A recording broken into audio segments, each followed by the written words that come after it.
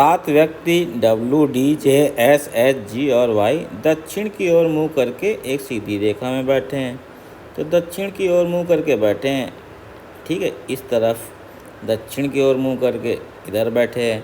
तो दक्षिण की ओर करेंगे तो यहाँ पे हमारे पास ये क्या आ जाएगा, ये इसका बायां हो जाएगा और ये दायां छोर हो जाएगा। दक्षिण यहाँ इस तरीके से होगा, यहाँ पूर्व होता है, यहाँ पश्चिम, उत्तर और दक्षिण। चलिए बिठाते हैं। जी एस के बाएं से दूसरे स्थान पे बैठा है।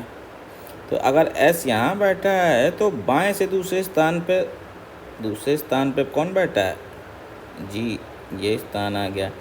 अब जी डी और एच का निकटतम पड़ोसी है। जी डी और एच का, यानी कि एच यहाँ भी आ सकता है, डी यहाँ आ सकता है, डी यहाँ आ सकता है और एच यहाँ आ सकता है। ये कुछ नहीं कह सकते, निकटतम पड़ोसी अगल बगल में। अब कह रहा है वाई डी के दाएं से तीसरे स्थान पर बैठा है। वाई डी के दाएं से तीसरे स्थान पर बैठा है। डी का दायां होगा तो अगर डी यहाँ ले लिया, पहला ही अगर ये ले लिया तो इसका दायां हो जाएगा 1 2 3, यानी कि एस के ऊपर बैठ जाएगा, यानी कि ये वाला केस कैंसिल हो गया। यानी कि डी यहाँ बैठेगा, एच यहाँ बैठेगा। अब डी के दाएं से तीसरे स्थान पे तो 1 2 3, यहाँ पे कौन बैठा है, वाई बैठा है। वाई डी के दाएं से तीसरे स्थान पे बैठा है।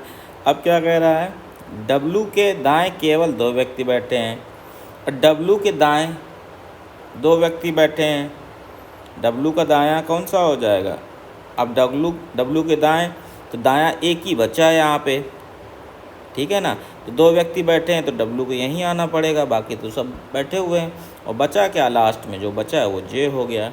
तो अब पूछा है पंक्ति के सबसे दाहिनी छोर पर कौन बैठा है, तो दाहिनी छोर पे सबसे छोर पे कौन बैठा है, जे। आंसर हो जाएगा ऑप्शन 3।